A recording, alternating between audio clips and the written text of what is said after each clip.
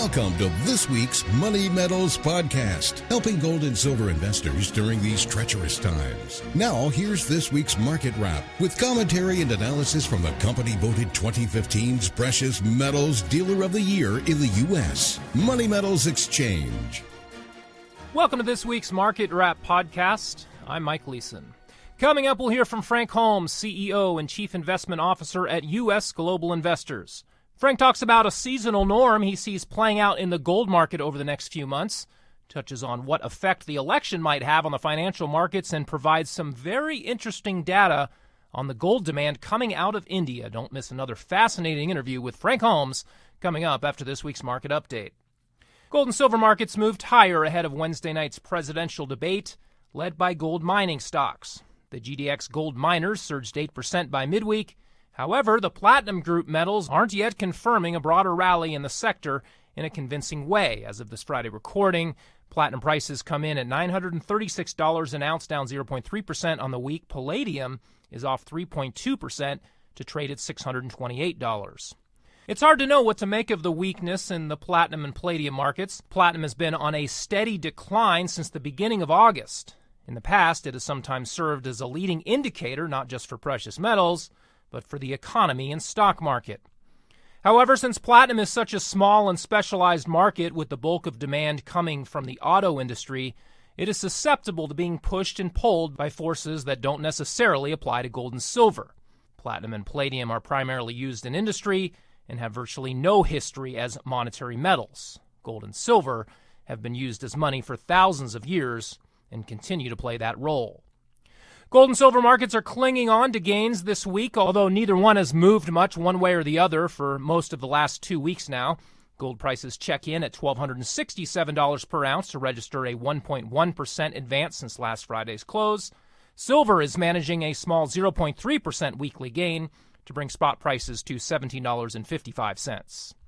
In recent days, the government delivered bad news to seniors who receive Social Security benefits. They will get a cost of living adjustment of just 0.3% in 2017. Needless to say, the token increase won't match rising costs of living for millions of pensioners. The government's own figures show price inflation running at 1.5%. And according to the Bureau of Labor Statistics, rents are rising at an annual rate of 3.4%. Costs for medical care services are going up at a rate of 4.8%. The latter cost category often hits seniors especially hard. Meanwhile, health insurance premiums are surging at double-digit rates as Obamacare looks more like it's going to become Obama wreck under the next president's watch. Hillary Clinton tried her best to defend President Obama's record in the final presidential debate. No easy task. His signature health care law, which Congress infamously didn't read before passing, is working out so badly that even Bill Clinton called it the craziest thing in the world in an unscripted moment on the campaign trail. And then the people are out there busting it, sometimes 60 hours a week, wind up with their premiums doubled and their coverage cut in half. It's the craziest thing in the world. But we have to pass the bill so that you can find out what is in it. But perhaps the most expensive legacy that President Obama will leave is the near doubling of the national debt to some $20 trillion. In fairness, Obama's Republican predecessor, George W. Bush, exhibited no fiscal restraint either. Under Bush's watch, federal spending grew at a faster clip than it did under Bill Clinton's. The point is that deficit spending has become a bipartisan habit that nobody in either party wants to shake. The massive and growing national debt looming over us and future generations went virtually unacknowledged in the first two presidential debates. Kudos to debate moderator Chris Wallace of Fox News for finally calling out both Donald Trump and Hillary Clinton on their plans to saddle America with even more debt.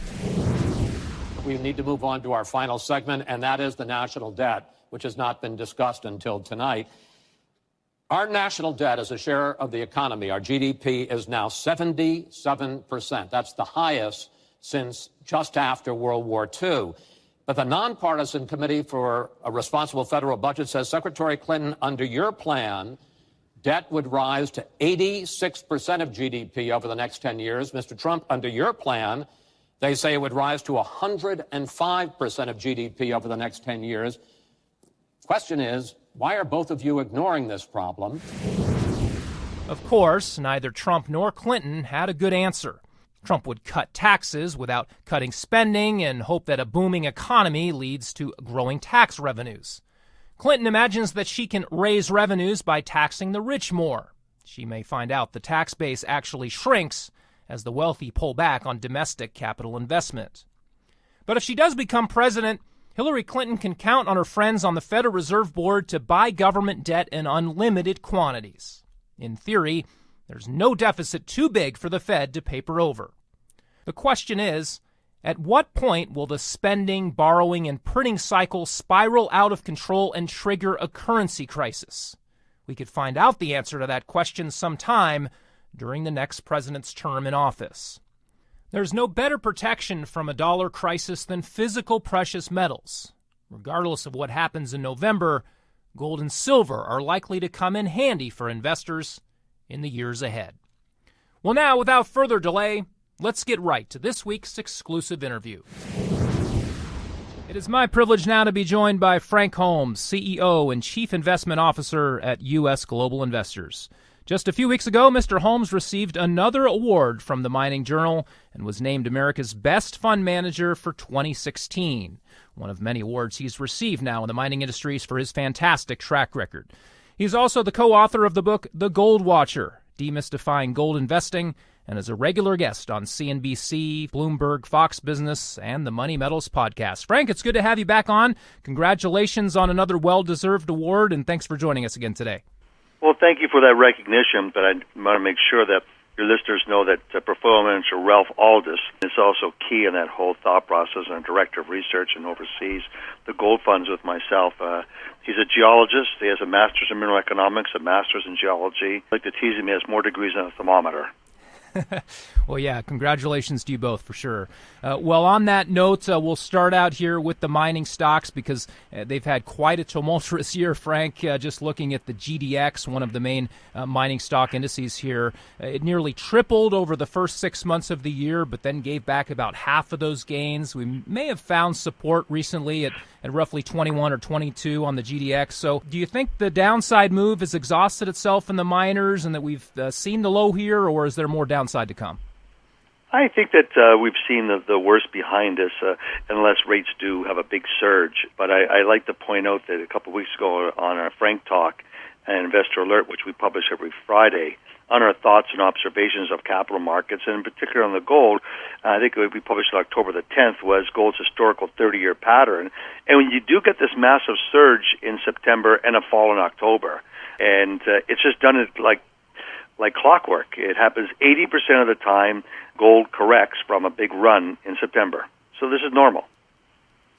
Yeah, we saw a pretty good correction in the metals themselves a couple of weeks ago, and coincidentally that coincided with the Chinese being on holiday, so we didn't have the normal demand coming from the East during that recent price smash. Now, as we're talking here, we've got gold sitting at about the 200-day moving average, and it hasn't recovered too much in the days since that big pullback. I was reading in that Frank Talk piece that you were just alluding to about the October seasonal weakness, but we often get that rally later on in the year that usually follows that October slow period. So what are you looking for there? Just talk about some of the recent price action in the metals. Well, I think that we'll probably get a run going into year-end, just recognizing that the world still has negative interest rates. Today, CPI number came out in the U.S., and if you look at two-year bond yields, we're negative interest rates. And the reason why I bring this up to your listeners is the two-year bond is the sort of the like a sporting event that all the countries' currencies post up against. So what's Canada's 2-year versus the U.S.? What's the British, the Euro? What's the Australian? What's the South African? And money flows around on the difference of who offers the high real interest rates. And for your listeners, real interest rates is what will the government pay you, take away the CPI number. So if the government's going to pay you 50 basis points and CPI is running at 1.1%, then you're losing money for the next 2 years. So anytime that happens, you want to be long gold in that country's currency. And fortunately, today, these numbers came out in the U.S., and it reflects that people should have this exposure to gold. Expanding on the point here, what do you think's going on with the Fed here? Do you think that they're actually going to raise rates right after the election? Do we maybe get real interest rates back into positive territory again? I mean, the last time they did a rate hike last December, it essentially marked the bottom in gold and silver prices. So what do you see with the Fed and with real interest rates moving forward? Because, as you've always said, gold is fueled by that negative real interest rate environment. Well, I think right now they'd have to raise them 50 basis points to get the 2-year positive. But it's not just the U.S. dollar. That would make the dollar surge and the price of gold have a big correction. It could easily fall. So it is a non-event for gold to go plus or minus 20% over any rolling 12-month period. Repeat that. It is a non-event for gold to go plus or minus 20% over any rolling 12-month period. That's what happens 70% of the time. So you could easily have a $200 correction, which would be just massive destruction, etc. But that would just be in line of markets, and that would trigger by a surge of 50 basis points raise in rates. But I don't see that. I see that the governments around the world, the G20 countries, used to meet to talk about global trade. Now, since 2008, it's a synchronized taxation and global regulation. What is that doing? It's usurping away any economic benefits of cheap money. And the only big inflation shows up in stock prices, especially dividend-paying stocks. And what you're seeing is these governments are massively printing money, and you're allowed to in other countries, but not in America, where the Fed can turn around and start buying the big blue-chip stocks. And in Switzerland, in Japan, in South Korea, that they own over 10% of their stock market, and they're buying dividend-paying stocks because they've got negative rates, and here they can turn and get a positive return. Sounds like we both agree that the central banks are intervening in these markets, all markets for that matter. Is there any reason that they can't just continue to prop up these markets until the cows come home and they can continue to buy these blue chip stocks or all stocks for that matter and really support prices? What do you think about that? I think they can do this for another 4 years. And the big issue is what happens in the regulations. The only way to get real growth is to have streamlining of regulations and also make it easier for the formation of capital.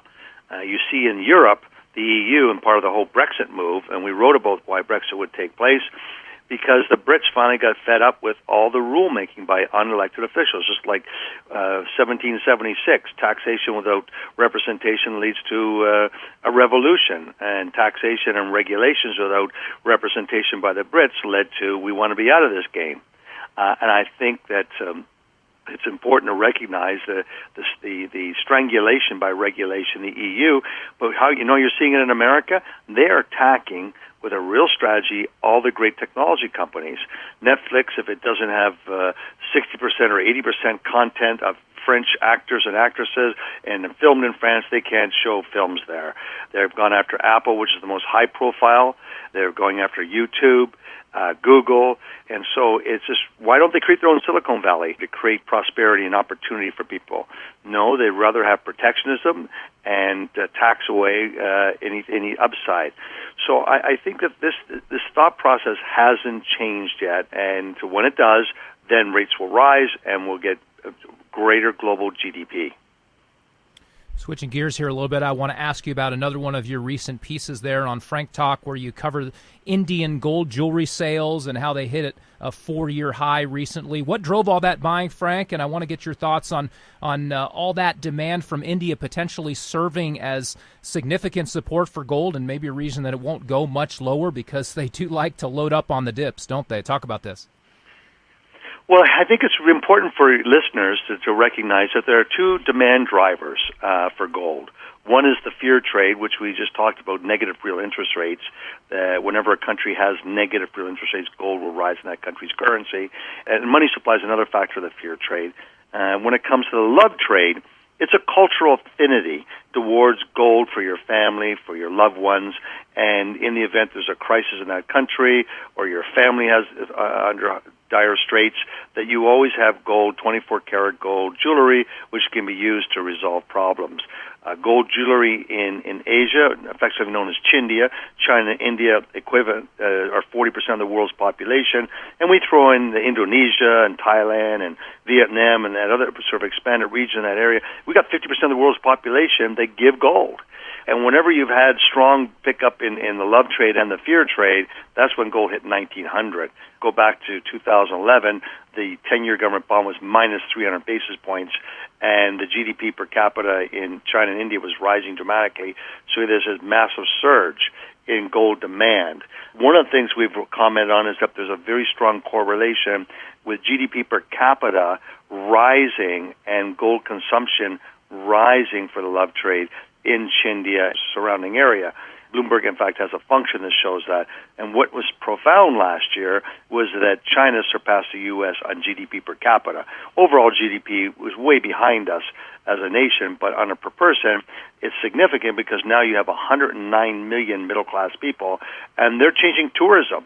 Tourism, and I know from our JETS ETF, benefits greatly from Chinese tourists. You see them all over America. You see Chinese signs in all the outlet malls. You see them in the Grand Canyon that you never saw 10 years ago. And so not only is it good for tourism and travel, they buy more gold. So if I have a bigger income, rather than buying you 1 gram of gold for your birthday, I'm going to buy you 3 grams of gold. So I think this idea of love trade is so important when in understanding Indian households. So what really shocks people is that they are the world's largest private gold holdings with 23,000 tons. And we tried to highlight to investors that the Indian wives own more gold than in Fort Knox. And they have found from corrupt governments, devaluation of their currency over centuries, and particularly for living in the past 5 decades, that gold has been a great way to protect your family. Yeah, rising middle class over there in that region. Certainly you got to think that more and more gold buying is going to take place as a result. That's very interesting information and could be a floor of support for gold for sure. I want to talk to you about this idea of gold remonetization because this is one of the data points many use when talking about a future gold price of $10,000 or double that. Give us your thoughts on this, Frank. Well, governments can move the goalposts. We saw this, what happened in Cyprus, where they froze all your accounts, and then they took 10% haircut of all your checking and savings account to pay for their mistakes and problems, and then they would only give you back $50 a day or 50 euros a day. Then it was 100 euros, and then it was 200 euros, and then 300 euros. So that thought process is the concern that that's what's going to happen with all paper money. And there's also another big push to get rid of big currencies. And anytime they want to be negative towards these progressive socialist economists is to demonize money. And no doubt regulations are to stop all this. So they're the what's the word we look for? They're the saviors. The enemy is people in the capital markets, and they want to be the heroes. So to have a conflict, you need to have someone who's a victim and someone who's a hero, and so they come along and play this role. And so with that, they say that gold is bad because only drug lords and Al-Qaeda use gold, and then they'll say with only big dollar bills is drug lords and mafia, and so therefore we have to get rid of big dollar bills. But eventually they get rid of all paper money, and then they control your credit cards, and they can control how you spend. Chavez did this years ago before he died in Venezuela, that if you're a Venezuelan coming to Florida, that your credit card couldn't buy Gap clothes or Saks. It could buy only certain dollar amounts for food and for hotel. Do you think we might get to a point where government has to back the currency with gold? And if that were to take place, do we see gold just absolutely skyrocket? Because the amount of dollars or whatever paper currency exists today, you would have to have a significantly higher gold price. Is that fair to say? Yes, but I think you'd have to have a sea change in the education system. You'd have to have more schools teaching about Hayek and von Mises' economic model as a bounce to Keynesian model.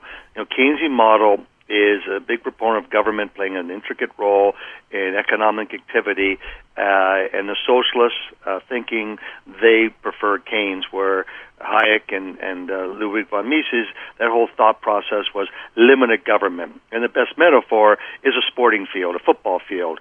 If you have more referees than you have players, no one's going to score. You want to have a limited number of referees that are calling a fair game, but you want to make sure the game gets played. And so what you're seeing now is there seems so many regulations and so many compliance people in so many parts of the economy, it just leads to a slower growth. And that's what would happen in a sporting event. It'd be a lower scoring game. Yeah, certainly the Austrians have a long way to go before overtaking the Keynesians, who seem to completely rule the day when it comes to central banking and central planning. Well, as we begin to close here, Frank, what do you expect over the final couple of months of the year? What effect might the election have on the financial world? Does the outcome even matter in terms of the gold and silver market? And then also touch on anything else that you want to hit on that we didn't cover. Well, I've always advocated 10% in bullion and or beautiful gold jewelry with low markup, and 5% into quality gold stocks. I've written a lot about this, and what's been driving these gold stocks has been a new breed of investors. They're quants. That helped us win the award of being the number one gold fund in the world, is having models for picking the stocks, models for managing currencies and cash. And so with that, we did an article saying, if you looked at the lowest G&A, the lowest expenses of a corporation relative to its revenue, and you pick out of 60 gold producers with market caps of greater than 200 million, you just pick the best 10 stocks last January. Those stocks jumped 88% in the first quarter versus the index of 45. And there's changes each quarter, but those best 10 year to date are up 200% versus the index, which is up 70%. I think it's important to recognize who's buying them, why, and this concept of looking for ratios that relate to high profitability or higher profitability is where money goes to. Franco-Nevada, silver, wheat, and royal gold have always recommended as a basket. These royalty companies have a superior business model which generates higher cash flow returns on capital with tremendous optionality because of the basic structure of how they do a gold loan. Any comments on the election and what it might mean for the financial markets here over the next month or so? Oh, I think that there's just lots of noise. So certain industries will do well, and others will be taken on the chin. Both of them are big supporters of infrastructure spending, so I think that's something to take a look at. And I think the military machinery, which is part of the industrials, will continue to be strong stocks. And the governments have no will to change their fiscal policies from regulations and rules on steroids. So we're going to live with lower interest rates, and this is good for gold. Well, terrific insights as usual, Frank. It was great to talk to you again. Congratulations once again on that recent award, very well deserved. And before we let you go, please tell our listeners a little bit more about your firm and your services, and also how they can follow your fantastic Frank Talk blog.